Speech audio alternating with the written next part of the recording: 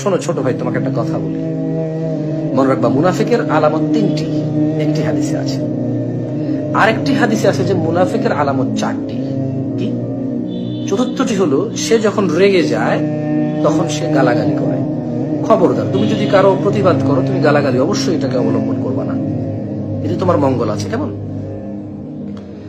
আচ্ছা দেখ, তুমি প্রতিবাদ করবা, যদি আমি অন্যায় করি আমার বিরুদ্ধে প্রতিবাদ করবা, যে অন্যায় করে প্রতিবাদ করবা, এটা তোমার ইমানের কর্তব্য। যে তোমার যদি হাত দিয়ে থামানোর চেষ্টা থাকে, হাত দিয়ে থামাবা। এবার আমার বিরুদ্ধে কিনা আমার বিরুদ্ধে, যদি তোমার মুখ দিয়ে বলার সাহস থাকে বলবা, সুযোগ থাকে বলবা।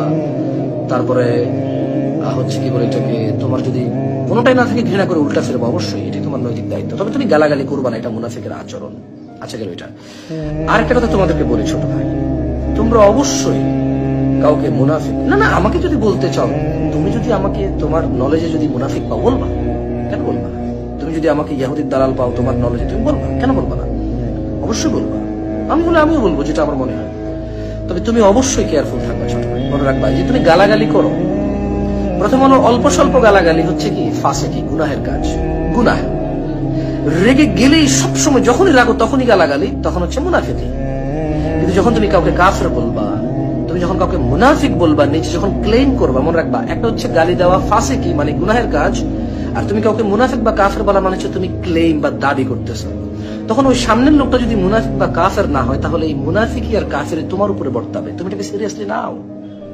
মুহাম্মদ সাল্লাল্লাহু আলাইহি সাল্লামের হাদিস এটা।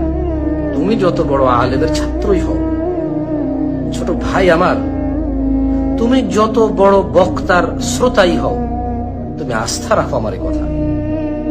তুমি অন্যের প্রতিবাদ করবে, আমি এগ্রি করি। তবে তুমি কাউকে মুনাফিক, কাউকে কাফের বলার ক্ষেত্রে অবশ্যই সতর্কতা অবলম্বন করবা। তুমি বলবা, যে কাফের তাকে কাফের বলবা, যে মুনাফিক তাকে মুনাফিক বলবা, অবশ্যই বলবা।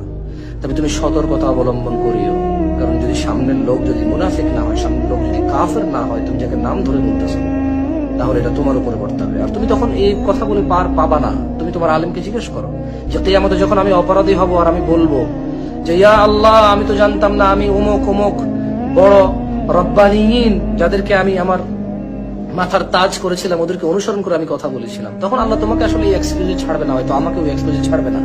তখন যেটা হবে যে বোধ যে এটাকে লিড করেছে আর যে লিডে এসেছে, উভয়ই হয়তো আল্লাহ নিক্ষেপ করবে। তারপর আল্লাহ দয়ালু, আল্লাহর দয়া, মানুষ ঈমান নিয়ে মরলে মানুষকে আল্লাহ জান্নাত দিবে, এটাই সত্য। মানুষের গুনাহ এটা ক্ষমা এবং অথবা শাস্তিটা আল্লাহর ইচ্ছা।